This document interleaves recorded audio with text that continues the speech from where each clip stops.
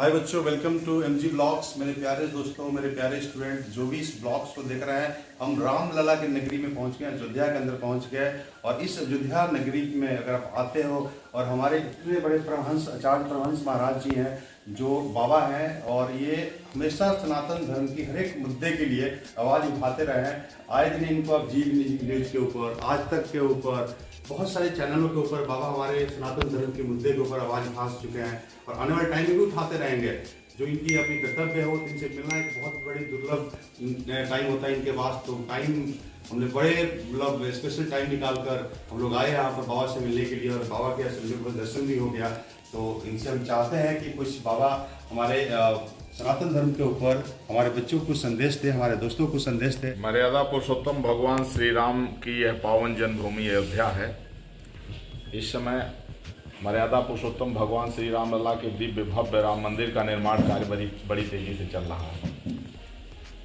ये अयोध्या वो अयोध्या है कि कहते हैं अयोध्या पुरी मस्तके, जो 7 पुरियां हैं मोक्षदायिनी, उसमें सर्वश्रेष्ठ कौन है? अयोध्या है। पूज्यपाद गोस्वामी तुलसीदास जी ने अयोध्या के महत्व को वर्णन करते हुए कहा कि अयोध्या की तुलना और किसी से नहीं की जा सकती। यहाँ तक कि वो कह दिए कि 1 करोड़ कल्प तक काशीवास करने का और हजारों कल्प तक मथुरा वृंदावन में रहने का जो फल है वो अयोध्या आने मात्र से, सरयू का दर्शन करने मात्र से प्राप्त हो जाता है। तो मानवता का उद्गम अयोध्या से हुआ है। मनुष्य जितने भी हैं वो मनु से हुए। आप जानते हैं कि ब्रह्मा जी ने जो सृष्टि रचना करने के लिए विचार किया, बहुत प्रयास किए, सफल नहीं हुए, तो उनके 2 भाग हुए, एक में मनु, एक में शत्रुपा। और वहीं से फिर जो है मनुष्य की सृष्टि हुई। मंदिर हमारा कब तक बन जाएगा? ये मंदिर बनने का जो है 24 तक है। ये मंदिर जो है बन जाएगा। रामलला अपने जो है भव्य मंदिर में विराजमान हो जाएंगे। और अयोध्या की बहुत बड़ी महिमा है, सरजू जी की बहुत बड़ी महिमा है, और मानवता का ये है केंद्र है, उद्गम स्थल है, सबको आना चाहिए। सबसे पहले अयोध्या आने के बाद हमें क्या दर्शन करना होता है? सबसे पहले दर्शन क्या हम लोग की हनुमानगढ़ी की?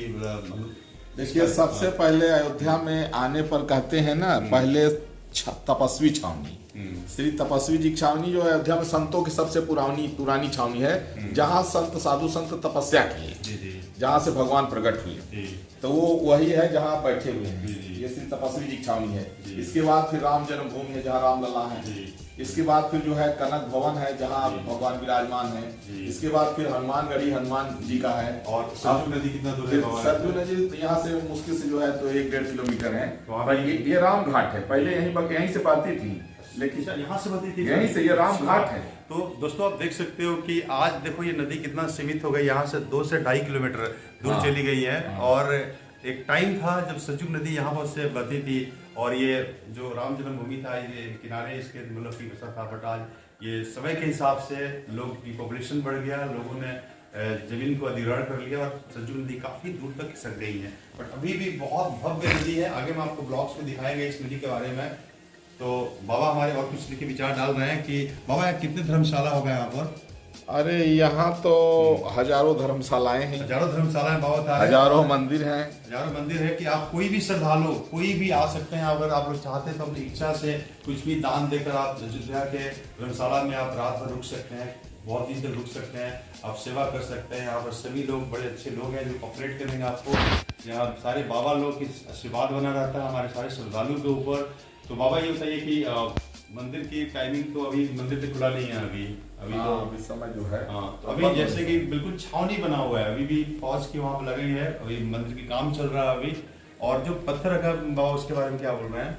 हाँ, यूज होगा उसका पत्थर जो है जो राम मंदिर के लिए पहले से ले आया गया था और भी ले आ रहे हैं, उसको तराश करके वो सारे पत्थर लगाए जा रहे हैं। जी बाबा एक बार सभी हमारे व्यूअर्स को आशीर्वाद दीजिए एक बार। सबको आशीर्वाद है। अयोध्या जरूर आइए, अयोध्या आइए, श्री तपस्वी जी छावनी राम घाट पर दर्शन करिए। श्री राम जन्मभूमि हनुमानगढ़ी जहाँ हनुमान जी महाराज हैं, और कनक भवन जहाँ जो है तो प्रभु श्री राम माता जानकी के साथ विराजमान है, और यहाँ नंदीग्राम जहाँ भरत जी जो है तो नीचे तपस्या करते थे।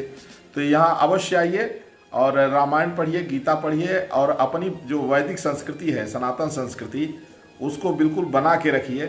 थोड़ा सा ये है कि लोग जो पाश्चात्य की ओर भाग रहे हैं, दुर्भाग्य है कि विदेशों में आज जो है लोग चंदन लगाना सीख रहे हैं, चोटी रखना सीख रहे हैं, जनेऊ पहनना, माला पहनना, और हमारे यहाँ के लोग जो बीच का रहा, मुगल काल और उधर पुर्तगालियों का रहा, फिर ब्रिटिश शासन रहा, थोड़ा सा जो कुछ है कांग्रेस का काल भी जो है बहुत अच्छा नहीं रहा, तो इसके कारण लोग अपनी संस्कृति से थोड़ा सा इकर गए थे।